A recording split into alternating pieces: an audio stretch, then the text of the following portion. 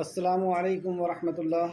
الحمد للہ ان الحمد للہ نحمده ونستعینه ونستغفره ونعوذ باللہ من شرور انفسنا ومن سیئات اعمالنا من يهده الله فلا مضل له ومن يضلل فلا هادي له واشهد ان لا اله الا الله واشهد ان محمدا عبده ورسوله رب اشرح لي صدري ويسر لي امری واحلل عقدۃ من لسانی یفقهوا قولی رب زدنی علما رب زدنی علما رب زدنی علما آمین یا رب العالمین۔ ہر قسم کی تعریف اور شکر اللہ رب العزت کے لیے لائق اور زیبا ہے، جو ساری کائنات کا ایک و تنہا خالق، مالک، مربی اور منتظم ہے۔ درود و سلام ہو انبیاء اکرام پر، خصوصاً نبی مکرم رحمۃ للعالمین امام الانبیاء محمد صلی اللہ علیہ وسلم پر۔ معزز سامعین اکرام، آج انشاءاللہ تعالی نساء کی آیت نمبر 58 سے کلاس رہے گی۔ لفظی ترجمہ نکال لیجئے تاکہ لفظ کے اوپر ہم غور کر سکیں۔ اعوذ باللہ من الشیطان الرجیم، اے اللہ ہم تیری پناہ میں آتے ہیں شیطان سے۔ اے اللہ تو ہمیں شیطان کے مکر و فریب سے بچا لے کہ وہ ہمیں تیرے دین سے دور کر دے، تیرے کلام سے دور کر دے۔ بسم اللہ الرحمن الرحیم، شروع اللہ کے نام سے جو بڑا مہربان اور بار بار رحم فرمانے والا ہے۔ ان اللہ، ان بے شک اللہ یامرکم حکم دیتا ہے تمہیں، ان کے تعدو تم ادا کرو، امانتی امانت کو، الی اہلہا طرف ان کے اہل کے، یعنی امانتیں جس کے ہیں اس کو تم ادا کرو۔ وَإِذَا، اور جب حکم تم فیصلہ کرو تم، بینا درمیان، الناس لوگوں کے، جب لوگوں کے درمیان فیصلہ کرو، ان یہ کہ تحکمو تم فیصلہ کرو، بالعدل ساتھ عدل کے، تو تم عدل کے ساتھ فیصلہ کرو۔ ان اللہ، بے شک اللہ، نعم بہت اچھا ہے جو، یعیدکم وہ نصیحت کرتا ہے تمہیں، بہی اس کی، بے شک، ان اللہ بے شک اللہ، کانا ہے، سمیعا بہت سننے والا، بصیرا بہت دیکھنے والا۔ یعنی جو تم امانت کے اندر خیانت کر رہے ہو، اور تم جو فیصلے کے اندر خیانت کر رہے ہو یا فیصلہ صحیح نہیں کر رہے ہو، عدل کے ساتھ نہیں کر رہے ہو، تو جان لو اللہ سبحانہ وتعالیٰ سمیع ہے، بہت سننے والا ہے، وہ سن رہا ہے، بصیر اور بہت دیکھ رہا ہے، یعنی وہ ہمیں سن بھی رہا ہے اور دیکھ بھی رہا ہے، اس کا ہمیں حساب دینا ہو۔ آگے اللہ سبحانہ تعالیٰ نے فرمایا آیت نمبر 59 کے اندر، یا ایھا الذین آمنو، اے وہ لوگوں جو ایمان لائے ہو۔ مطالبہ کس سے ہے؟ جو ایمان کا دعویٰ کرتے ہیں، یعنی ہم سے مطالبہ ہے۔ اطیعوا اللہ، اطاعت کرو اللہ کی، واطیعوا الرسول، اور اطاعت کرو رسول کی۔ اطاعت کرو یعنی اللہ کے حکم کو مانو اور رسول کے حکم کو مانو۔ واولی الامر منکم، اور اولی الامر کی بھی اطاعت کرو۔ تو اس سے یہ پتہ چلا کہ اولی الامر کی کیا حیثیت ہے، کہ اللہ سبحانہ تعالیٰ نے حکم دیا ہے کہ ان کی بھی اطاعت کرنا ہے۔ اولی الامر کی اطاعت، اور اولی الامر کی اطاعت سے ہی ایک اجتماعیت کا نظام پیدا ہوتا ہے۔ آگے اللہ نے فرمایا، فَإِن، پھر اگر، تنازعتم تنازع ہو جائے تم میں، یعنی کسی معاملے میں اختلاف ہو جائے، فی شیئن کسی چیز پر، فردو ہو تو پھیر دو اسے، مطلب لوٹا دو اسے، فردو ہو لوٹا دو اسے، الی اللہ طرف اللہ کے، ورسولی اور رسول۔ ان اگر، اب یہاں پر صرف دو حکم، کہ اگر اختلاف ہو گیا ہے کسی معاملے میں تو فیصلہ کون کرے گا؟ اللہ کا کلام اور رسول اللہ صلی اللہ علیہ وسلم کا فرمان، یہ شریعت ہے۔ ان اگر، اور یہ فیصلہ قرآن و حدیث سے لینے کے تعلق سے اللہ نے فرمایا، ان اگر کن تم ہو تم تؤمنون، تم ایمان رکھتے، مطلب اگر تم ایمان رکھتے ہو تو تمہیں یہی کرنا ہو، باللہ اللہ پر، ان کنتم تؤمنون باللہ، اور اگر تم ایمان رکھتے ہو اللہ پر، والیوم الآخر، اور آخرت کے دن پر، یعنی اگر ایمان والے تم ہو، اللہ پر ایمان ہے، آخرت پر ایمان ہے، تو تمہارا یہی اس کا حل ہونا چاہیے کہ تم اللہ اور اس کے رسول سے فیصلہ کرو۔ ذالک، یہ، خیر بہت بہتر ہے، وَأَحْسَنُ، اور زیادہ اچھا ہے، تعویلا انجام کے اعتبار سے۔ تو انجام کے اعتبار سے زیادہ اچھا کیسا؟ کہ جب ایسے اختلاف میں ہم قرآن و حدیث سے فیصلہ کریں گے تو ہم سب مل کر کے پھر سے ایک ہو جائیں۔ آئیں تفسیر کی طرف۔ تفسیر ابن کثیر جلد نمبر 2 صفحہ نمبر 122 اور 123۔ بے شک اللہ تمہیں حکم دیتا ہے کہ تم امانتیں ان کے حقداروں کو واپس دے دو۔ اس آیت کا شان نزول، امام ابن جری رحمۃ اللہ علیہ نے اس آیت کی تفسیر میں ابن جریج کی روایت کو بیان کیا ہے کہ یہ آیت عثمان بن طلحہ رضی اللہ عنہ کے بارے میں نازل ہوئی تھی کہ فتح مکہ کے دن رسول اللہ صلی اللہ علیہ وسلم نے ان سے کعبہ کی چابیاں لی اور کعبہ میں داخل ہوئے اور آپ صلی اللہ علیہ وسلم جب باہر تشریف لائے تو یہ آیت کریمہ تلاوت فرمائی. یعنی جب فتح مکہ ہوئی، مکہ فتح ہو گیا، تو رسول اللہ صلی اللہ علیہ وسلم نے، ایک فاتح نے سب سے پہلا عمل اور سب سے پہلا حکم کیا تھا کہ آپ نے خانہ کعبہ کی چابی بلوائی اور خانہ کعبہ کے اندر جو 360 بت رکھے ہوئے تھے، یعنی اللہ کے علاوہ اللہ کی مخلوق یا پتھروں کی عبادت ہوتی تھی، انہیں توڑ کر کے آپ نے پھینک دیا اور کہا جاء الحق وزهق الباطل ان الباطل کان زهوقا، کہ حق آ گیا اور باطل تو ختم ہونے ہی والا تھا، توڑ دیا. اور حضرت علی کو حکم دیا کہ اللہ کے علاوہ جس کسی کی بھی عبادت ہوتی ہے اس کو زمیدوز کر دو، یعنی اسے ختم کر دو. اور اسی وقت جب آپ مسجد سے باہر نکلے، یعنی خانہ کعبہ سے جب باہر نکلے، تو یہ آیت کی تلاوت فرما رہے تھے کہ بے شک اللہ تعالیٰ تمہیں حکم دیتا ہے کہ امانت والوں کی امانتیں ان کے حوالے کر دو. تو یہ امانت، خانہ کعبہ کی چابی کس کے پاس ہوتی ہے؟ امانت کس کی تھی؟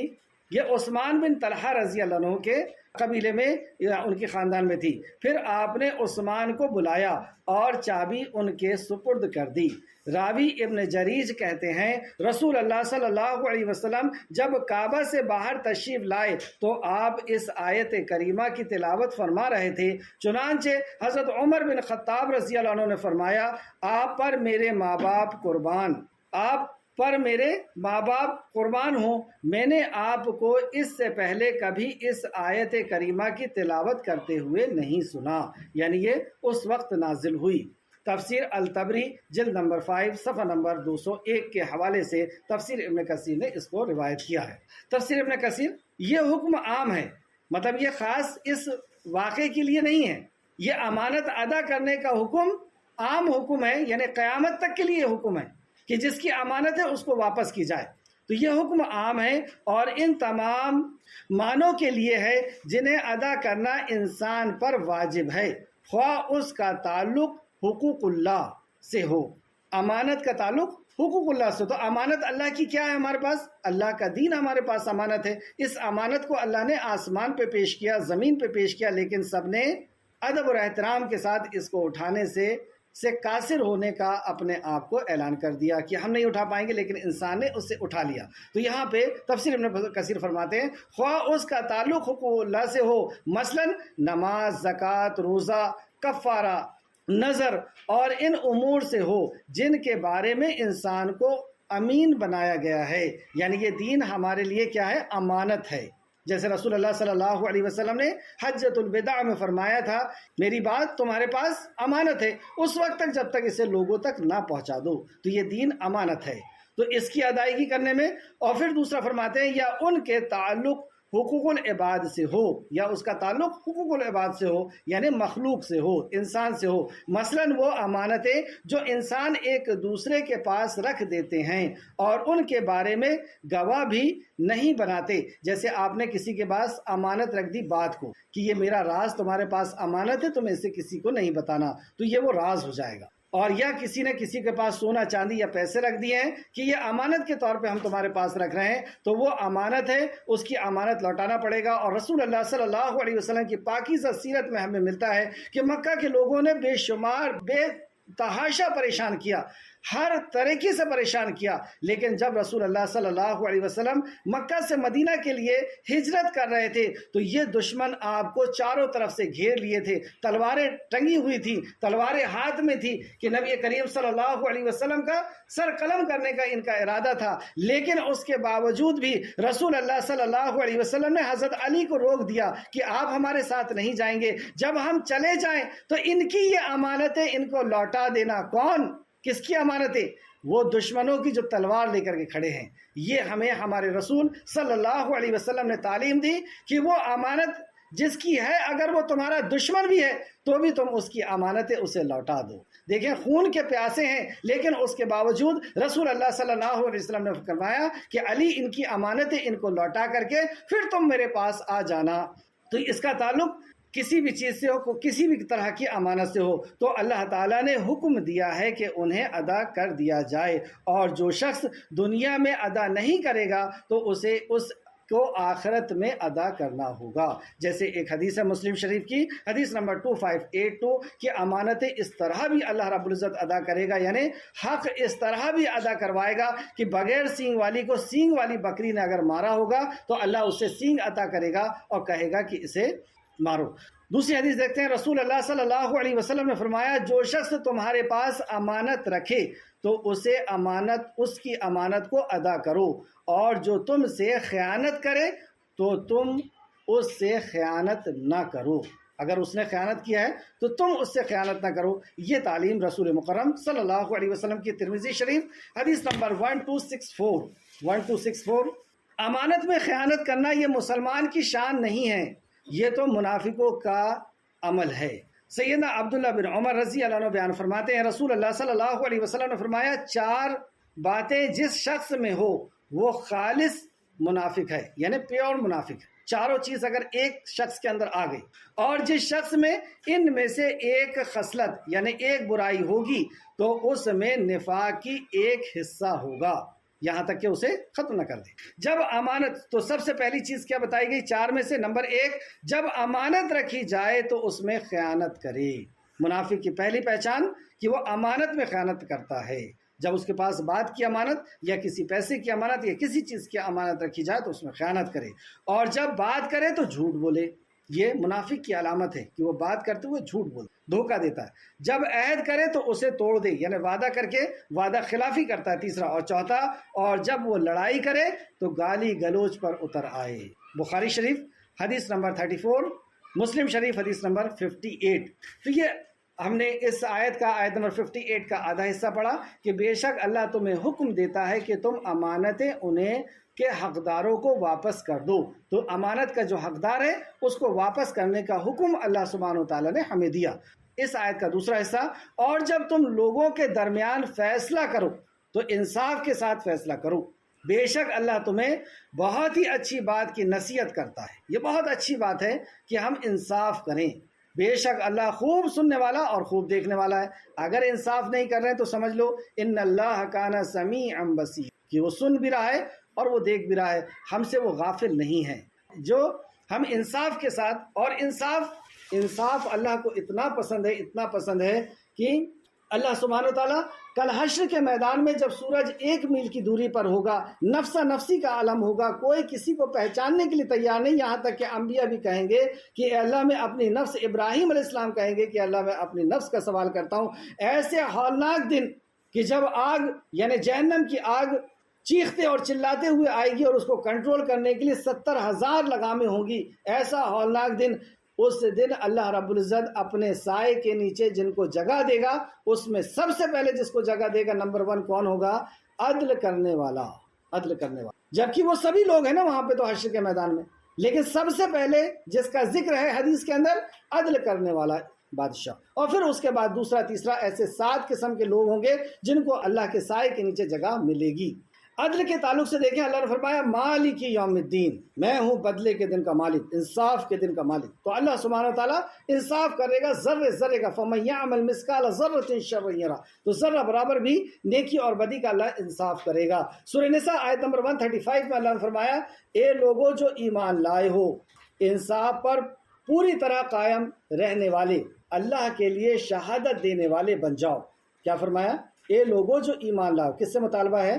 ہم سے۔ انصاف پر پوری طرح قائم رہنے والی، اللہ کے لیے شہادت دینے والے، یعنی گواہی دینے والے، سچی گواہی دو اور انصاف کے ساتھ فیصلہ کرو، خواہ تمہاری ذات یا والدین اور زیادہ قرابت والے کے خلاف ہی کیوں نہ ہو۔ کیا فرمایا؟ انصاف کرو، سچی شہادت دو، گواہی دو، اگر وہ انصاف اور شہادت تمہاری خلاف کیوں نہ چلی جائے، یا تمہارے ماں باپ کے خلاف چلے جائے یا تمہارے رشتہ داروں کے خلاف چلے جائے۔ اب ہم غور کریں کہ جب ہم اکثر و بیشتر کبھی لڑکا لڑکی کے معاملے میں، شوہر اور بیوی کے معاملے میں ہم جاتے ہیں، تو اگر ہم شوہر کی طرف سے گئے تو ہمیں لڑکی کا کوئی بھی اچھائی نظر نہیں آتی، اور اگر لڑکی کی طرف سے کہیں تو لڑکے کے اندر کوئی بھی اچھائی نظر نہیں آتی اور صرف اسی کی طرف سے فیصلہ کرتے ہیں، گویا کہ ہم یہ سمجھتے ہیں کہ ہم جس کے طرف سے آئے ہیں اسی کی طرف سے ہمیں بولنا ہے، جبکہ اللہ سبحانہ تعالیٰ نے فرمایا کہ انصاف کرو، بھلے ہی اس کی زد، اس کا نقصان تمہاری ذات پہ کیوں نہ ہو جائے، تمہارے ماں باپ پہ کیوں نہ ہو جائے، تمہارے رشتہ داروں میں کیوں نہ ہو۔ اگر کوئی غنی ہے یا فقیر تو اللہ ان دونوں پر زیادہ حق رکھنے والا ہے، یعنی تم کسی کے اوپر ترس کھانے کی تم کو ضرورت نہیں ہے، تمہیں تو بس وہ فیصلہ کرنا ہے جو حق ہے، اور اللہ بہتر جاننے والا ہے کہ کون کیا ہے۔ بس اس میں خواہش کی پیروی نہ کرو، خواہش کی کہ وہ کیا کہیں گے، رشتہ داری ٹوٹ جائے گی، فلاں ہو جائے گا، کچھ نہیں، خواہش کی پیروی نہ کرو کہ عدل کرو، اور اگر تم زبان کو پیش رو یا پہلو بچاؤ تو بے شک اللہ اس سے جو تم کرتے ہو ہمیشہ سے پوری طرح باخبر ہے۔ اگر تم پہلو بچاؤ گے انصاف کرنے سے تو یاد رکھو اللہ خوب جان رہا ہے۔ سورہ مائدہ آیت نمبر 8 میں اللہ نے فرمایا، اے لوگو جو ایمان لائے ہو، اللہ یہاں پہ بھی ایمان والوں سے مطالبہ ہے، اللہ کے خاطر خوب قائم رہنے والے، انصاف کے ساتھ گواہی دینے والے بن جاؤ، انصاف کے ساتھ گواہی دینے، اور کسی قوم کی دشمنی تمہیں ہرگز اس بات کا مجرم نہ بنا دے کہ تم عدل نہ کرو۔ اللہ، کتنی بڑی بات ہے کہ اگر تمہاری کسی قوم سے دشمنی ہے تو بھی تم ناانصافی نہیں کر سکتے ان کے ساتھ۔ کسی قوم کی دشمنی تمہیں انصاف نہ کرنے پہ مجبور نہ کر دے یا تمہیں مجرم نہ بنا دے۔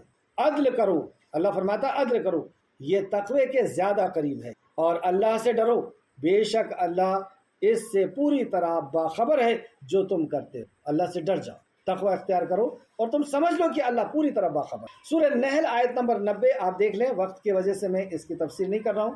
سورہ نحل آیت نمبر 90 دیکھیں، اور سورہ حجرات آیت نمبر 9، سورہ حجرات آیت نمبر 9 بھی اس میں نوٹ کریں۔ اب ایک حدیث دیکھتے ہیں۔ سیدنا عبداللہ بن عمر بیان کرتے ہیں کہ رسول اللہ صلی اللہ علیہ وسلم نے فرمایا، بے شک انصاف کرنے والے جو اپنے فیصلے میں، اپنے اہل و عیال میں اور رعایا میں انصاف کرتے ہیں۔ انصاف کی ضرورت اپنے اہل و عیال میں بھی پڑتی ہے کہ بیٹا اور بیٹی کے بیچ میں انصاف کرنا ہے، اور یا رشتہ داروں کے بیچ میں انصاف کرنا ہے، یا رعایا کے بیچ میں انصاف کرنا ہے۔ وہ اللہ تعالیٰ کے پاس نور کے ممبروں پر جلوہ افروز ہوگا۔ اللہ اکبر، پھر سے سنیں آپ حدیث کو، اللہ رب العزت کے دائیں طرف یہ نور کے ممبر پر ہوگا۔ رسول اللہ نے فرمایا، بے شک انصاف کرنے والے خواہ اپنے فیصلے میں، اپنے اہل و عیال میں، یعنی بچوں میں، بیوی میں اور رعایا میں، عام لوگوں میں انصاف کرتے ہیں، وہ اللہ تعالیٰ کے پاس نور کے ممبر پر جلوہ افروز ہوں گے، یعنی بیٹھے ہوں گے، جو رحمان عز و جل کے دائیں طرف ہوں گے۔ نور کا ممبر پہ جو بیٹھے ہوں گے وہ اللہ کے دائیں طرف ہوں گے۔ واضح رہے کہ رحمان کے دونوں ہاتھ دائیں ہیں۔ مسلم شریف حدیث نمبر 1827 تو اس میں دیکھیں آپ، عدل اور انصاف کرنے والا اللہ کو اتنا پسند ہے کہ وہ ایمان کے ساتھ اس دنیا سے جاتا ہے، کیونکہ ایمان کے بغیر، توحید کے بغیر تو کوئی عمل قبول نہیں ہے، یا کوئی عمل کی کوئی وزن نہیں ہے۔ تو یہ توحید پرست ہے، یہ ایمان والا شخص ہے، یہ اخلاص کے ساتھ اللہ کی رضا کے لیے انصاف کے ساتھ عمل فیصلہ کرتا ہے، تو اللہ رب العزت اس سے اتنا خوش ہوتا ہے کہ اللہ رب العزت اس کو نور کے ممبر پر اپنے دائیں طرف بٹھا لے۔ رسول اللہ صلی اللہ علیہ وسلم نے فرمایا، یقیناً اللہ تعالیٰ قاضی یعنی فیصلہ کرنے والا، جج، اور حاکم جو حکومت کرتا ہے وہ بھی فیصلہ کرتا ہے، حاکم کے ساتھ ہوتا ہے۔ اللہ کس کے ساتھ ہوتا ہے؟ قاضی اور حاکم کے ساتھ ہوتا ہے۔ اللہ اکبر، کب تک؟ لیکن جب تک وہ ظلم نہ کرے، یعنی ناانصافی نہ کرے، اور جب وہ ظلم کرے تو اللہ تعالیٰ اسے اس کے نفس کے حوالے چھوڑ دیتا ہے۔ ابن ماجہ حدیث نمبر 2312، ابن ماجہ حدیث نمبر 2312۔ آئے دوسری آیت کی طرف، آیت نمبر 59۔ یا ایھا الذین آمنوا، اے وہ لوگوں جو ایمان لائے ہو۔ صحابہ فرماتے جب ایسی بات ہوتی تو ہم اپنے آپ کو تیار کر لیتے کہ ہمارے لیے ہمارا رب کوئی حکم نازل کر۔ تو یا ایھا الذین آمنوا اطیعوا اللہ واطیعوا الرسول، اطاعت کرو اللہ کی اور اطاعت کرو رسول کی، وَأُولِي الْأَمْرِ مِنْكُمْ، اور اولی الامر کی بھی اطاعت کرو، یعنی صاحب اقتدار کی بھی اطاعت کرو، صاحب امر کی بھی اطاعت کرو۔ اس سے ایک بات واضح ہوئی کہ صاحب امر کی اطاعت کا اللہ نے حکم دیا، اور صاحب امر کی اطاعت سے کا فائدہ کیا ہے؟ صاحب امر کی اطاعت کا فائدہ ہے کہ ایک صاحب امر ہے، یعنی آرڈر دینے والا ہے، امیر ہے، تو امیر کے ماتحت رہنے کی تعلیم کا پتہ چلا کہ امیر کے ماتحت ہم کو رہنا ہے، اور امیر کے ماتحت جب کوئی قوم رہتی ہے یعنی وہ ایک جماعت کے ساتھ ہے، تو اس میں جماعت کی فضیلت بھی پتہ چل رہی ہے، کیونکہ ایک امیر ہے اور امیر کی اطاعت کرنے والے کچھ لوگ ہیں، یعنی یہ ایک جماعت ہے۔ تو جماعت کے تعلق سے اور امیر کی اطاعت کے تعلق سے چند حدیث سماعت فرمائیں۔ سیدنا عبداللہ بن عمر رضی اللہ عنہ بیان کرتے ہیں، رسول اللہ صلی اللہ علیہ وسلم نے فرمایا، ہر مسلمان کو چاہیے کہ وہ ہر کام میں خواہ اسے پسند ہو یا ناپسند ہو سمع و اطاعت بجا لائے، بشرطے کہ اسے کسی معصیت کے کام کا حکم نہ دیا گیا ہو۔ پھر سے سماعت کریں، رسول اللہ صلی اللہ علیہ وسلم نے فرمایا، ہر مسلمان کو چاہیے کہ وہ ہر کام میں خواہ اسے پسند ہو یا ناپسند سمع و اطاعت بجا لائے، یعنی امیر کی بات سنے اور اطاعت کرے۔ کب تک؟ بشرطے کہ اسے کسی معصیت کا کام کا حکم نہ دیا گیا ہو۔ تو یہاں پہ اطاعت سے مراد کون ہے؟ امیر ہیں۔ اور اگر اسے معصیت یعنی گناہ کے کام کا حکم دیا گیا ہو تو پھر اس میں سمع و اطاعت نہ کرے۔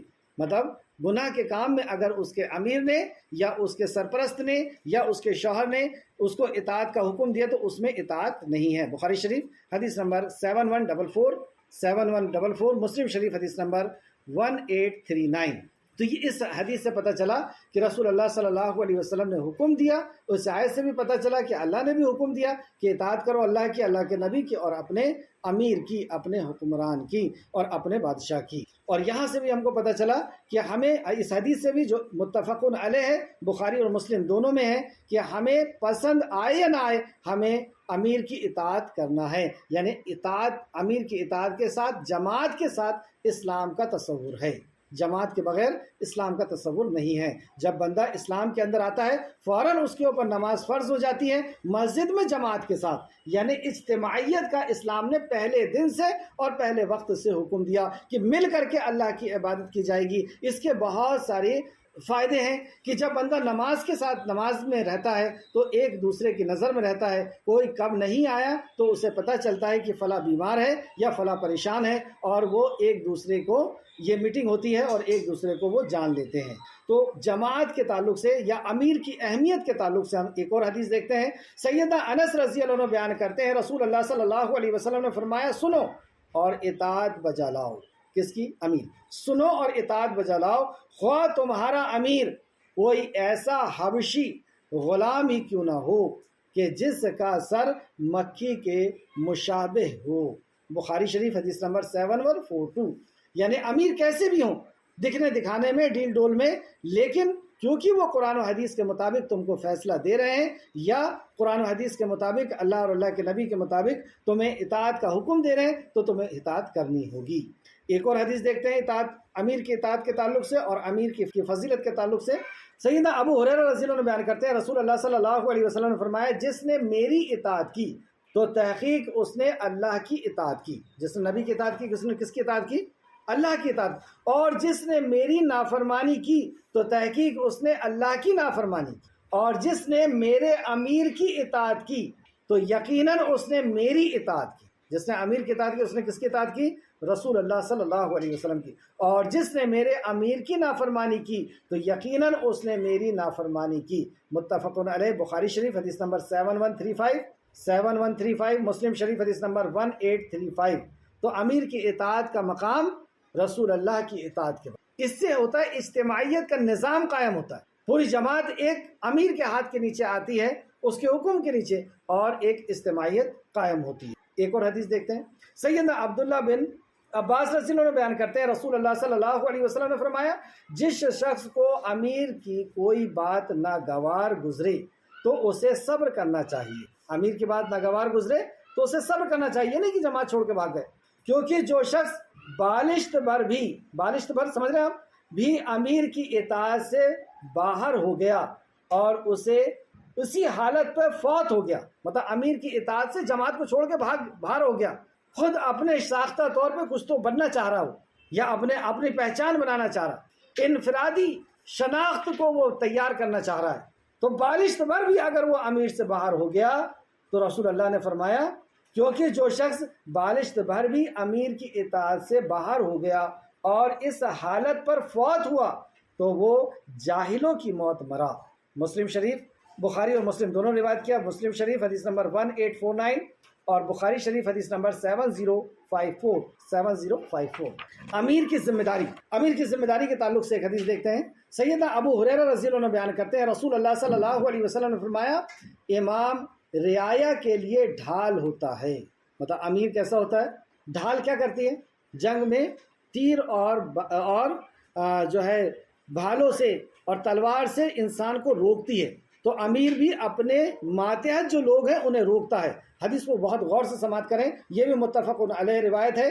سیدنا ابو ہریرہ رضی اللہ عنہ بیان کرتے ہیں رسول اللہ صلی اللہ علیہ وسلم نے فرمایا امام رعایا کے لیے ڈھال ہوتا ہے، اس کے پیچھے جنگ کی جاتی ہے اور اس کے ذریعے سے دشمن انتشار یعنی آپس میں پھوٹ ڈل جانا، بد نظمی یعنی انوشاسن کا ختم ہو جانا اور بدعمالی وغیرہ سے بچا جاتا ہے۔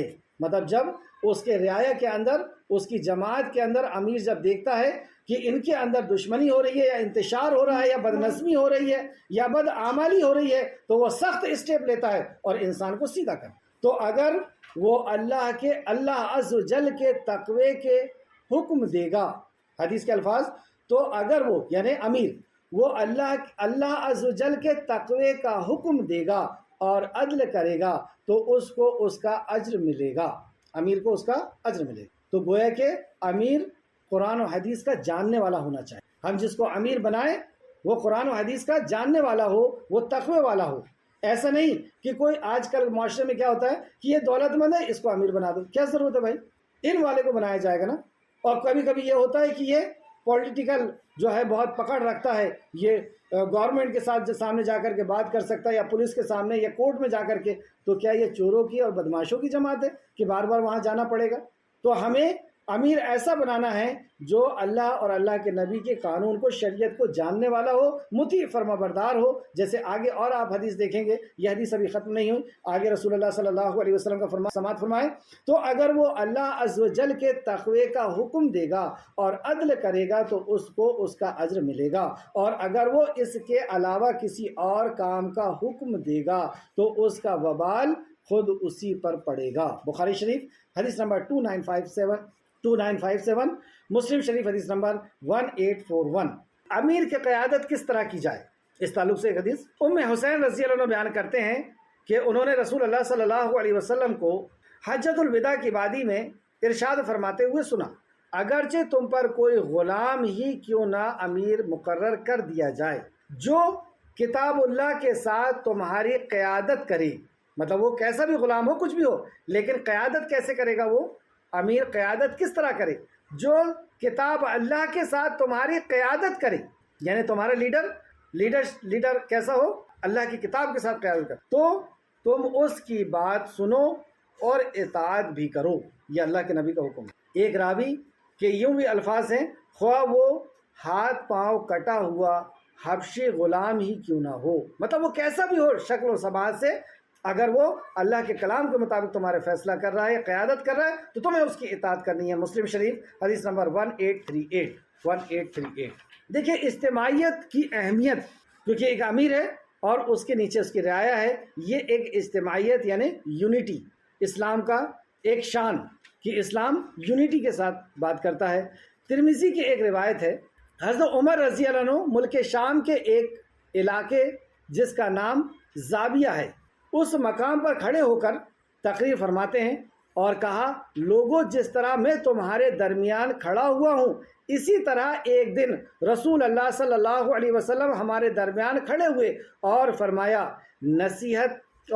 یعنی نصیحت کی، تم جماعت کو لازم پکڑو۔ کیا فرمایا رسول اللہ نے؟ تم جماعت کو لازم پڑھو، یعنی اجتماعیت کو اپنے ہاتھ سے جانے نہ دو، یہ مطلب ہے، اور تم اختلاف سے بچو، یعنی گروہ میں بٹ جانے، الگ الگ ٹکڑوں میں ہو جانے سے بچو۔ اور پھر آپ نے فرمایا، شیطان تنہا انسان کے ساتھ ہوتا ہے، جب انسان جماعت سے کٹ جاتا ہے تو شیطان تنہا انسان کے ساتھ ہوتا ہے، بھیڑیا اسی بکری پر حملہ کرتا ہے جو ریوڑ سے ہٹ جاتی ہے۔ کتنی پیاری مثال دی کہ جماعت کی مثال ایک ریوڑ کی طرح ہے، یعنی بکری کا جھنڈ ہے، اور جب بکری اس ریوڑ سے ہٹ جاتی ہے تو بھیڑیا اس کو شکار کر لیتا ہے۔ اسی طریقے سے جب بندہ جماعت سے ہٹ جاتا ہے کسی بات کو لے کر کے، یا اپنی پہچان اکیلے بنانے کی چاہ میں، انفرادی شناخت بنانے کی چاہ میں کوشش کرتا ہے، تو شیطان اس کے پیچھے لگ جاتا ہے اور یہ کبھی کامیاب نہیں ہو پاتا۔ یہ ایسا شخص ہے کہ جو جماعت کی برائی کرتا رہتا ہے، علماء کی برائی کرتا رہتا ہے، کتابوں کی برائی کرتا رہتا ہے، اور خود اپنا کچھ پہچان بنانا چاہتا ہے، تو یہ ایک تو خود جماعت سے ہٹ گیا اور لوگوں کو جماعت سے ہٹا رہا ہے، ان کی تشکیل کر رہا ہے، انہیں ہٹا رہا ہے۔ تو یہ شیطان ہی کام کرے گا نہیں کہ لوگوں کو وہاں سے ہٹا دے تاکہ شیطان اس کا شکار کر لے۔ تو رسول اللہ نے فرمایا بھیڑیا اسی بکری پر حملہ کرتا ہے جو ریوڑ سے ہٹ جاتی ہے، جو چاہتا ہے کہ اسے جنت کی خوشبو ملے۔ آگے رسول اللہ صلی اللہ علیہ وسلم نے فرمایا جو چاہتا ہے کہ اسے جنت کی خوشبو ملے تو اسے چاہیے کہ وہ جماعت کو لازم پکڑے۔ ہر وہ قوم، یہاں پہ حدیث ختم ہوئی، آگے دیکھیں، ہر وہ قوم جب ان میں اختلاف ہوا تو وہ تباہ اور برباد ہو گئی۔ آپ تاریخ کا مطالعہ کر کے دیکھ لیں، عثمانیہ سلطنت ہو یا جو بھی، جب بھی تاریخ کے اندر آپ نے زوال دیکھا ہے تو اس کی وجہ ایک ہی ملی ہے کہ ان کے اندر پھوٹ ڈل گئی، یہ ٹکڑے ٹکڑے میں بٹ گئے۔ تو ہر وہ قوم جب ان میں اختلاف ہوا تو وہ تباہ اور برباد ہو گئی۔ گھر کے اندر بھی اختلاف ہوتا ہے وہ گھر تباہ ہو جاتا ہے، جب خاندان کے اندر اختلاف ہوتا ہے وہ خاندان تباہ ہو جاتی ہے، اور اسی طرح جب جماعت کے اندر اختلاف ہوتا ہے تو جماعت بھی نقصان اٹھاتی ہے۔ جماعت کیا نقصان اٹھائے گی؟ جو اختلاف کر کے ہٹ جائے گا وہ نقصان اٹھائے گا۔ ایک اور دیکھیں، انتشار کے ساتھ کسی قوم، کوئی قوم، کوئی خاندان کامیاب نہیں ہو سکتی۔ ایک ہو جائیں، اقبال نے کہا، ایک ہو جائیں تو بن سکتے ہیں خورشید مبیں، ورنہ ان بکھرے ہوئے تاروں سے کیا بنتا ہے۔ یہ ستارے ٹمٹماتے ہوئے خوبصورت نظر آتے ہیں لیکن ان سے ہم راستہ نہیں دیکھ سکتے، ہم ان کی روشنی میں چل نہیں سکتے، لیکن اگر یہی سارے ستارے مل کر کے ایک سورج بن جائیں تو بند کمرے میں بھی روشنی پہنچا دیں۔ دیکھیں، اگر ریت کے کण ہوں تو انہیں ہوا ذرات کے شکل میں اڑا دیتی ہے، لیکن اگر یہی ریت کے کण اگر مل جائیں تو ایک چٹان بنتے ہیں۔ پانی کی ایک بوند، اس کی حیثیت صرف بوند ہے، اس کو ہوا میں اڑایا جا سکتا ہے، لیکن اگر یہی پانی سمندر میں مل جائے تو پھر یہ پانی نہیں، سمندر کہلاتا۔ تو ہم اگر جماعت سے ہٹ کر کے ہیں، امیر کی اطاعت و فرمانبرداری سے ہٹ کر کے ہیں، تو ہماری کوئی وقت اور قیمت نہیں، بلکہ اس ریوڑ سے ہٹے ہوئے بھیڑیا کبھی بھی شکار کر لے گا۔ اللہ سبحانہ تعالیٰ نے فرمایا مَعْتَصِمُوا بِحَبْلِ اللَّهِ جَمِيعًا وَلَا تَفَرَّقُوا، تم سب مل کر کے اللہ کی رسی کو مضبوطی سے پکڑ لو۔ دو حکم ہیں اس آیت کے اندر، پہلا اللہ کی رسی کو پکڑو، اور دوسرا مل کر پکڑو، یعنی جماعت کے ساتھ پکڑو۔ تو قرطبی رحمۃ اللہ علیہ اس کی تفسیر میں فرماتے ہیں کہ اس سے مراد قرآن اور جماعت ہے۔ مَعْتَصِمُوا بِحَبْلِ اللَّهِ جَمِيعًا، اللہ کی رسی کو مضبوطی سے پکڑو، تو یہاں پہ قرآن و حدیث اور جماعت مراد ہے۔ قرطبی فرماتے ہیں دونوں مراد ہو سکتی ہے۔ پھر آپ نے ایک بہت ہی قیمتی بات بیان فرمائی، قرآن پر عمل کرنے کے لیے جماعت کا نظام ضروری ہے۔ اگر انسان کے ذہن میں اجتماعیت نہ ہو تو وہ کما حقہ، جیسا اس کا حق ہے، تقوی پر قائم نہیں ہو سکتا، نہ ہی وہ عبادت کو اس طرح کر سکتا ہے جس طرح اس کا حق ہے۔ اب بتائیں، آپ جماعت سے ہٹ گئے ہیں تو کیا ہم جماعت کے ساتھ نماز پڑھ پائیں گے؟ تو جماعتی نظام، ایک اجتماعیت، وہ سسٹم ہی ختم ہو جائے گا۔ اگر آپ غور کریں، میں نے غور کیا کہ مخلوق کے اوپر تو اس کے اندر بھی اللہ رب العزت نے اجتماعیت رکھا ہے۔ فرشتوں کے سردار جبرائیل علیہ السلام، اسی طریقے سے آپ دیکھیں کہ ایک چیوٹی چھوٹا سا مخلوق ہے لیکن اس کی بھی ایک سردار ہوتی ہے، وہ اسے آرڈر کرتی ہے، وہ اسے چلاتی ہے۔ اسی طریقے سے شہد کی مکھی، اس کی ایک سردار ہوتی ہے اور اس کے آرڈر پر پھر پورا نظام چلتا ہے۔ اور اسی طریقے سے اسلام نے بھی خلافت دیا کہ مسلمانوں کے ایک امیر ہوں گے اور ان کے ماتحت مسلمان رہیں گے۔ اگر وہ نظام نہیں ہے تو ہم ایک اور چیز دیکھیں، رسول اللہ صلی اللہ علیہ وسلم کسی بھی جماعت کو جب مکہ سے مدینہ سے نکالتے تھے، جاتے تھے، تو ان کے بیچ میں ایک امیر مقرر کرتے تھے، یعنی 2 دن 4 دن کے لیے بھی اگر مسلمان 8-10 مسلمان کہیں جا رہے ہیں، 4-5 مسلمان کہیں جا رہے ہیں، تو ان کے بیچ میں بھی ایک امیر کو مقرر کر کے کیا پتہ چلا اس سے کہ اجتماعیت اور ایک امیر کے قیادت میں رہنا یہ انسان کا مزاج ہونا چاہیے، کیونکہ یہی اسلام کا مزاج ہے کہ امیر کے ماتحت رہیں اور اس کے ماتحت رہ کر کے اسلام کو فالو کریں، اور اجتماعیت کے ساتھ جب رہیں گے تو ایک طاقت رہے گی، اور اگر بکھر جائیں گے تو کوئی وزن نہیں رہے گا۔ یہاں تک ایک بات ختم ہوئی اس آیت کی، پھر سے غور کریں۔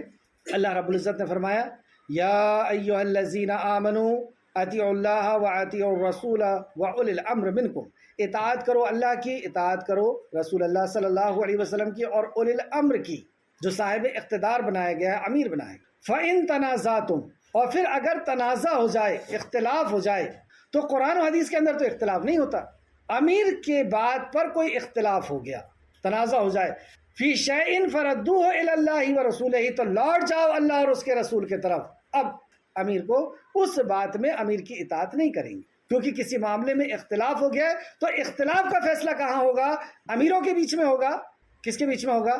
قرآن و حدیث کے بیچ میں۔ تو لوٹ جاؤ اللہ اور اس کے رسول کی طرف، اور پھر آگے وارننگ دے دی، اگر تم واقعی اللہ پر اور آخرت کے دن پر ایمان رکھتے ہو، اگر تم واقعی ایمان والے ہو، تو ایسے اختلاف کے موقع پر تم اپنے امیروں یا اپنے بڑوں کی باتوں کو نہیں مانو گے، قرآن و حدیث کی بات مانو گے، اگر تم واقعی اللہ اور آخرت کے دن پر ایمان رکھتے ہو۔ یہ بہتر ہے اور انجام کے لحاظ سے بہت اچھا ہے۔ تو کیا اس کا انجام ہوگا؟ یہ اختلاف ختم ہو جائے، کیونکہ اختلاف کا خاتمہ قرآن اور حدیث کے ہے۔ اس آیت کا شان نزول دیکھیں تو بات بہت اچھی طرح تو واضح طور پر سمجھ میں آ جائے گی۔ اختلاف قرآن حدیث کے اندر اختلاف نہیں ہے، مگر امیر کی اطاعت میں اختلاف ہو سکتا ہے، کیونکہ امیر انسان ہی ہوتے ہیں، ان سے بھول بھی ہو سکتی ہے، علم نہ پہنچے یہ بھی ہو سکتا ہے، وہ علم نہ رکھتے ہوں یا بھول جائے یا غلطی بھی ہو سکتی، لیکن شریعت کے اندر انبیاء علیہ السلام معصوم عن الخطا ہے۔ اللہ کے نبی وہی کہتے ہیں جو وحی الہی ہوتی ہے، وہ اپنے نفس سے کچھ نہیں کہتے۔ تو اگزامپل کے طور پر ہمارے ملک کے کوئی امیر ہیں، یا ہمارے شہر کے کوئی امیر ہیں، ہمارے ضلع یا ہمارے صوبے کے امیر ہیں، اور دوسرے صوبے کے کوئی اور امیر ہیں، دوسرے دیش کے کوئی اور امیر ہیں۔ اب انہوں نے کوئی فیصلہ دیا اور انہوں نے کوئی فیصلہ دیا، اختلاف ہو گیا، یا دوسری کنڈیشن یہ ہے کہ ہمارے امیر نے کچھ کہا یا ہمارے سردار نے کچھ کہا، یا اولی الامر جیسے شوہر کی بات ماننا ہے، باپ کی بات ماننا ہے، ماں کی بات ماننا ہے، انہوں نے کوئی امر دیا، حکم دیا، اور اس میں اختلاف ہو گیا۔ کیسا اختلاف آپ نے کیا کہ یہ بات تو قرآن و حدیث کے خلاف آپ نے کہہ دی، تو اس وقت کیا کرنا ہے؟ اس وقت کیا اس امیر کی ہی بات مانی جائے گی یا قرآن و حدیث کی طرف آیا جائے گا؟ تو اس وقت اللہ نے فرمایا کہ اگر کسی معاملے میں اختلاف ہو جائے، فَإِن تَنَازَعْتُمْ فِي شَيْءٍ فَرَدُّوهُ، تو لوٹ جاؤ الی اللہ ورسولہ، اللہ اور اس کے رسول۔ ان کنتم، اگر ہو تم، تؤمنون، ایمان والے، باللہ، اللہ پر، والیوم الآخر، اور آخرت کے دن پر ایمان والے ہو، تو تم یہی کرو گے، اور اس کا انجام بہت بہتر ہوگا، یعنی پھر سے ہم ایک جماعت ہو جائیں گے۔ وہ اختلاف قرآن و حدیث ہر کسی اختلاف کا حل ہے۔ اس تعلق سے پہلے تو ہم دیکھیں اس آیت کا شان نزول، تو بات پوری طرح واضح ہو جائے گی کہ یہ آیت کے پیچھے کیا پس منظر ہے، کیا حالات تھے۔ تفسیر ابن کثیر جلد نمبر 2 صفحہ نمبر 124، امیر کی اطاعت کا حکم۔ امام بخاری نے حضرت ابن عباس رضی اللہ عنہ اس آیت کی تفسیر میں بیان کرتے ہیں کہ یہ آیت عبداللہ بن حذافہ بن قیس بن عدی رضی اللہ عنہ کے بارے میں نازل ہوئی تھی، جب رسول اللہ صلی اللہ علیہ وسلم نے ایک سریے پر انہیں بھیجا۔ سریہ اس کو کہتے ہیں وہ لوگ جانا جس میں رسول اللہ شامل نہ ہوں، یعنی ایک سریہ جا رہا تھا اور رسول اللہ صلی اللہ علیہ وسلم نے ان کی قیادت میں اسے بھیجا۔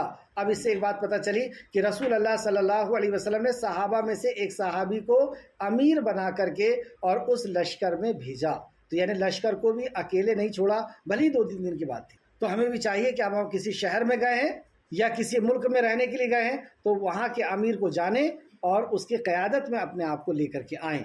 یہ رسول اللہ نے بھیجا عبداللہ بن حذافہ بن قیس بن عدی رضی اللہ عنہ کو۔ یہ حدیث ہے بخاری اور مسلم کی، بخاری شریف حدیث نمبر 4584 اور مسلم شریف حدیث نمبر 1834۔ دیکھیں یہ آیت پوری طرح سمجھ میں آ جائے گی جب ہم پس منظر اس کا پڑھیں گے۔ امام احمد نے حضرت علی رضی اللہ عنہ کی روایت کو بیان کیا ہے، رسول اللہ صلی اللہ علیہ وسلم نے ایک سریہ بھیجا اور ایک انصاری شخص کو اس کا قائد بنایا، یعنی امیر بنایا۔ جب یہ لوگ روانہ ہو گئے تو وہ کسی وجہ سے ان سے ناراض ہو گیا اور کہنے لگا، مطلب جو امیر تھے وہ جنگ کی کسی بات میں لوگوں سے کچھ گڑبڑ ہوئی ہوگی تو وہ ناراض ہو گئے، اور ناراض ہو کر کے وہ کہتے ہیں کیا رسول اللہ صلی اللہ علیہ وسلم نے تمہیں میرے اطاعت کا حکم نہیں دیا ہے؟ جب ناراض ہوئے تو کہا کیا رسول اللہ صلی اللہ علیہ وسلم نے تمہیں میری اطاعت کا حکم نہیں دیا ہے؟ انہوں نے کہا کیوں نہیں، ہمیں آپ کی اطاعت کا حکم ہے، آپ امیر ہیں۔ تو اس نے کہا اچھا پھر تم میرے لیے ایندھن اکٹھا کرو، یعنی جلاؤ لکڑیاں اکٹھا کرو، جلاؤ چیزیں اکٹھا کرو۔ ایندھن جمع ہو گیا تو اس نے اسے آگ لگا دی، اس ایندھن میں آگ لگا دی، وہ جلنے لگا، اور کہا کہ میں تمہیں حکم دیتا ہوں کہ اس میں داخل ہو جاؤ۔ تو لوگوں نے آگ میں چھلانگ لگانے کا ارادہ کر لیا، کیونکہ امیر کا حکم تھا چھلانگ لگانے کا ارادہ، مگر ان میں سے ایک نوجوان نے کہا کہ تم آگ سے بھاگ کر تو رسول اللہ صلی اللہ علیہ وسلم کے دامن میں وابستہ ہوئے ہو، دامن سے تم جڑے ہو، یعنی تم یہ خودکشی ہے، اگر تم آگ میں کود جاؤ گے تو تم تو جہنم میں چلے گئے، اور اسی جہنم سے بچنے کے لیے تو تم نے رسول اللہ کے دامن کو تھاما ہے، اس میں تم نہیں کود سکتے۔ لیکن دوسرا فریق کیا کہتا ہے؟ نہیں کودنا پڑے گا، کیونکہ یہ امیر ہے اور امیر کی اطاعت کا اللہ کے نبی نے حکم دیا۔ لیکن بعض نے بعض کو پکڑا اور یہ سب رسول اللہ کی خدمت میں آئے۔ آگے دیکھیں، لہٰذا انہوں نے کہا کہ لہٰذا جلد بازی سے کام نہ رہو، رسول اللہ صلی اللہ علیہ وسلم سے ملاقات کر کے اس کے بارے میں پوچھ لو، اگر آپ آگ میں داخل ہونے کا حکم دے دیں تو پھر بے شک داخل ہو جانا۔ تو وہ شخص کیا کہتے ہیں؟ دیکھو ایسے جلد بازی مت کرو، رسول اللہ کے پاس چلتے ہیں، اگر رسول اللہ نے کہہ دیا کہ نہیں ان کی ہر حالت میں اطاعت کرنا ہے بھلی قرآن حدیث کے خلاف ہو، تو ہم کود جائیں گے۔ یہ سب لوگ واپس آئے اور رسول اللہ صلی اللہ علیہ وسلم کی خدمت میں حاضر ہوئے، ہو کر انہوں نے سارا واقعہ بیان کر دیا۔ تو آپ صلی اللہ علیہ وسلم نے فرمایا اگر تم آگ میں داخل ہو جاتے تو پھر اس سے کبھی بھی نہ نکلتے۔ یاد رکھو اطاعت صرف نیکی میں ہے، یعنی صحیح کام میں اطاعت ہے، معروف کام میں اطاعت ہے، نافرمانی میں اطاعت نہیں ہے۔ تو کسی کی اطاعت کب تک ہوگی؟ جب تک وہ قرآن و حدیث کے مطابق بات کہیں گے، اور جب قرآن حدیث کے خلاف کہیں گے تو ان کی اطاعت نہیں ہوگی۔ مسند احمد جلد نمبر 1 صفحہ نمبر 82، بخاری شریف حدیث نمبر 7145، مسلم شریف حدیث نمبر 1840۔ کیا پتہ چلا؟ یہاں پر امیر کس نے بنایا؟ رسول اللہ صلی اللہ علیہ وسلم۔ اور امیر کس کو بنایا؟ صحابی رسول کو۔ لیکن میں نے جو کہا کہ انسان ہونے کے ناطے غلطی ہو سکتی ہے، بھول ہو سکتی ہے، علم نہ پہنچے، یہ بھی ہو سکتا ہے، اور ان کی اطاعت کیے قرآن و حدیث کے خلاف، تو رسول اللہ نے کیا فرمایا کہ اس آگ میں سے نہیں نکل۔ یہاں پر امیر ہم بناتے ہیں، اور کس کو بناتے ہیں؟ وہ صحابی رسول۔ اور اگر انہوں نے قرآن و حدیث کے خلاف کہہ دیا، یا کوئی اور بھی ہو جو ہمارے جن کے ہم ماتحت ہیں، جیسے شوہر ہیں، جیسے والدین ہیں، جیسے کوئی اور ہیں، اور وہ اگر قرآن و حدیث کے خلاف کوئی بات کہتے ہیں اور ہم یہ کہیں کہ نہیں مجھے قرآن حدیث نہیں چاہیے، میں تو انہی کی اطاعت کروں، تو یہ عمل کیسا ہو جائے گا؟ اور پھر یہ آیت نازل ہوئی۔ یہ اس آیت کا شان نزول ہے کہ اللہ کی اطاعت کرو، اللہ کے نبی کی اور اولی الامر کی اطاعت کرو، لیکن کسی معاملے میں اختلاف ہو تو وہاں پہ اولی الامر کو چھوڑ کے کیا کرو؟ قرآن و حدیث سے فیصلہ کرو۔ اگر تم ایمان والے ہو تو تمہیں یہی کرنا ہوگا۔ ایک اور حدیث دیکھیں، صلی اللہ علیہ وسلم نے فرمایا ہر مسلمان کو چاہیے کہ وہ ہر کام میں خواہ اسے پسند ہو یا ناپسند ہو اطاعت بجلا، یعنی امیر کی اطاعت، بشرطے کہ اسے کسی معصیت کے کام کا حکم نہ دیا گیا ہو، یعنی گناہ کے کام کا، جیسے شوہر یہ کہے کہ تمہیں پردہ نہیں کرنا ہے، نماز نہیں پڑھنا ہے، کچھ ایسا نافرمانی کا کہ تمہیں جو ہے شرک کرنا ہے، تو معصیت کے کام میں اطاعت نہیں ہے۔ اور اگر اسے معصیت کے کام کا حکم دیا گیا ہو تو پھر سمع و اطاعت نہیں ہے۔ کس نے فرمایا؟ رسول اللہ صلی اللہ علیہ وسلم نے، اور یہ متفق علیہ ہے۔ بخاری شریف حدیث نمبر 7144، مسلم شریف حدیث نمبر 1839۔ اطاعت صرف معروف میں ہے، اس تعلق سے ایک اور حدیث دیکھیں، کیونکہ بعض دفعہ بہنیں یہ کہتی ہیں کہ ہمارے شوہر یہ پسند نہیں کرتے، تو اللہ اور اس کے رسول کے حکم کے سامنے کسی اور کا حکم نہیں ہے۔ یہ تو ایک اصل میں آڑ ہے کہ ہمارے امیر نے یہ کہا ہے، ہمارے سردار نے یہ کہا ہے، یا ہمارے ماں باپ نے یہ کہا ہے، یا ہمارے، یہ اصل میں نفس کی اطاعت ہوتی۔ نفس کو جو بات پسند ہوتی ہے تو اس بات کو منانے کے لیے کسی کا آڑ لے لیتے کہ اس نے ایسا کہا ہے۔ تو یہ جو بھی شکل ہے، بلا شبہ اطاعت صرف نیکی میں ہے، اطاعت صرف نیکی ہے۔ بخاری شریف حدیث نمبر 7145 اور مسلم شریف حدیث نمبر 1840۔ اب ہم دیکھتے ہیں رسول اللہ صلی اللہ علیہ وسلم کی اطاعت و فرما برداری اللہ کے نزدیک کتنی قیمتی عمل ہے، اور بار بار اس بات کو اللہ رب العزت نے فرمایا اطیعوا اللہ و اطیعوا الرسول، اطاعت کرو اللہ کی اور اطاعت کرو اللہ کے رسول صلی اللہ علیہ وسلم کی۔ چند پوائنٹ کی شکل میں اپنی بات میں رکھنا چاہوں گا، ویسے وقت کافی ہو گیا ہے، پھر بھی جہاں تک ہمارے جا سکیں جائیں گے، اور پھر کل اس کے بعد انشاءاللہ تعالیٰ کریں گے۔ نمبر 1، رسول اللہ صلی اللہ علیہ وسلم کی اطاعت اللہ کی رحمت کا ذریعہ ہے۔ اللہ سبحانہ تعالیٰ نے فرمایا اطیعوا اللہ و اطیعوا الرسول لعلکم ترحمون، سورہ آل عمران آیت نمبر 132، اور اللہ کی اور اس کے رسول کی اطاعت کرو تاکہ تم پر رحم کیا جائے۔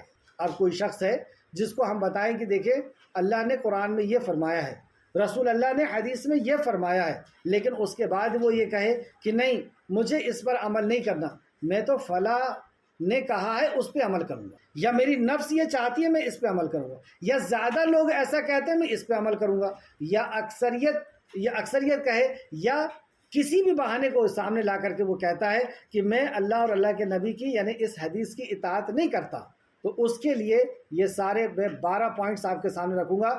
جو شخص یہ کہتا ہے حدیث سامنے آ جانے کے بعد، قرآن کی آیت سامنے آ جانے کے بعد، اور وہ کوئی بھی بہانہ بنا کر کے اکثریت کا بہانہ بنائے، اپنی خاندان اور قبیلے کا بہانہ بنائے، اپنے معاشرے کا بہانہ بنائے، یا اپنی نفس کا بہانہ بنائے، یا اپنے بڑوں کا بہانہ بنائے، کسی کا بھی بہانہ بنا کر کے اگر وہ کہتا ہے تو یہ بات ہم اچھی طرح ذہن نشین کر لیں۔ یہ 12 پوائنٹس کے اندر میں اپنی بات آپ کے سامنے رکھ رہا ہوں۔ نمبر 1، اطاعت اللہ کی رحمت کا ذریعہ ہے۔ اللہ سبحانہ تعالیٰ نے سورہ آل عمران میں فرمایا اور اللہ اور اس کے رسول کی اطاعت کرو تاکہ تم پر رحم کیا جائے۔ اگر ہم چاہتے ہیں اللہ رحم کرے تو ہمیں اطاعت پر آنا ہوگا اللہ اور اس کے رسول کی۔ نمبر 2، رسول اللہ کی اتباع اللہ کی محبت کا ذریعہ ہے۔ اللہ سبحانہ تعالیٰ نے فرمایا قل ان کنتم تحبون اللہ فاتبعونی یحببکم اللہ ویغفر لکم ذنوبکم واللہ غفور رحیم۔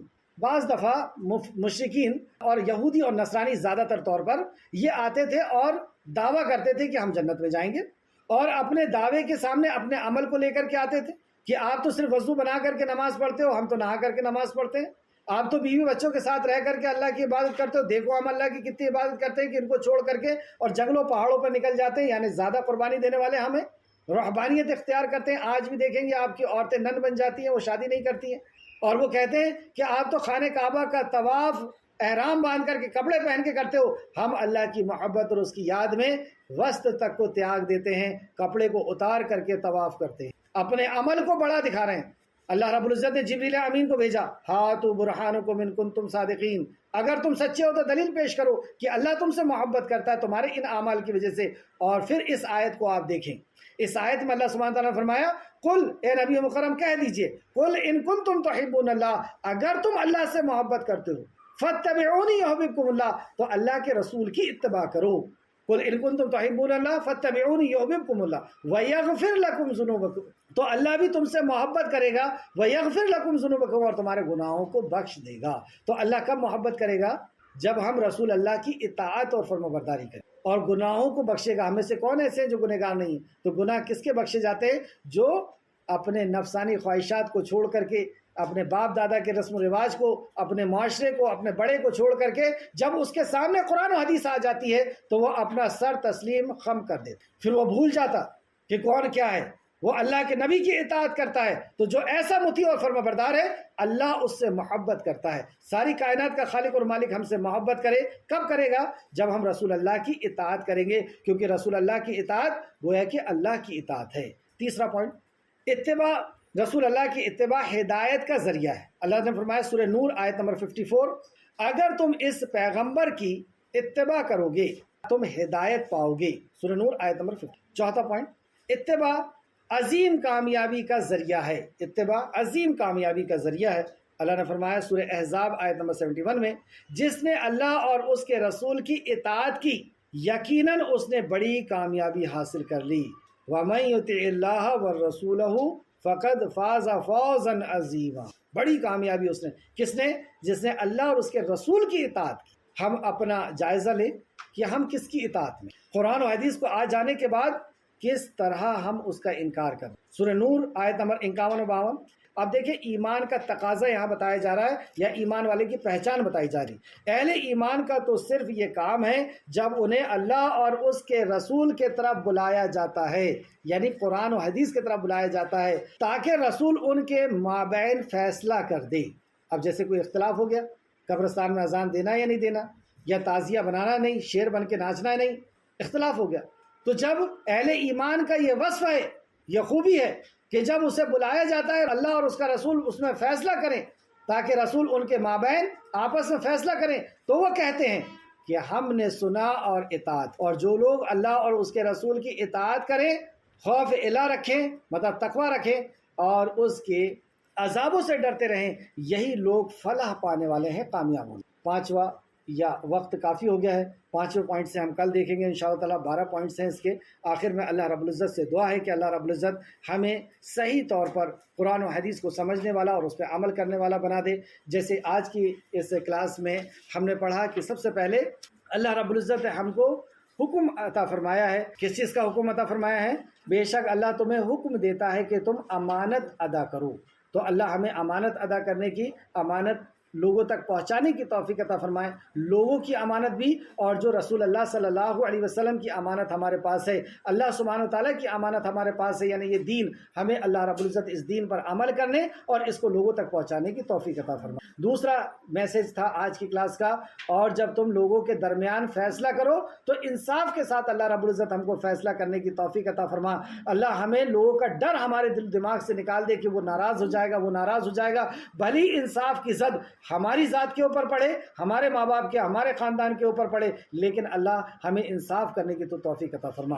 اس کے بعد ہم نے دیکھا کہ ہمیں اطاعت کرنا ہے اللہ کی اور اللہ کے رسول کی اور الامر کی، تو اللہ رب العزت ہمیں امیر کے ماتحت رہنے کی، جماعت کے ساتھ مل کر کے رہنے کی اللہ ہمیں توفیق عطا فرمائے کہ ہم جماعت کے ساتھ مل کر کے رہیں، امیر کے ساتھ مل کر کے رہیں، کیونکہ یہ اجتماعیت ہی ہماری کامیابی اور ناکامیابی کی وجہ بنتی ہے۔ اگر کسی معاملے میں اگر اختلاف ہو گیا تو وہاں پر اللہ ہمیں قرآن و حدیث کی روشنی میں فیصلہ کرنے اور اس کی اطاعت کرنے کی توفیق عطا فرمائے کہ اگر امیر نے کسی بات کے علم نہ ہونے کی وجہ سے یا بھول جانے کی وجہ سے انہوں نے کوئی ایسی بات کہہ دی جو قرآن حدیث کے خلاف ہے، تو ہم قرآن حدیث کو پیش کریں اور قرآن و حدیث کو ہم سب مل کر کے مان لیں، جیسے اللہ نے فرمایا مَعْتَصِمُوا بِحَبْلِ اللَّهِ جَمِيعًا وَلَا تَفَرَّقُوا، کہ تم سب مل کر کے اللہ کی رسی کو مضبوطی سے پکڑ لو اور فرقے میں مت بٹو، سارے فرقوں سے نکل کر کے اور ایک جماعت میں آنے کا فارمولہ ہے کہ ہم سب مل کر کے قرآن و حدیث سے اپنے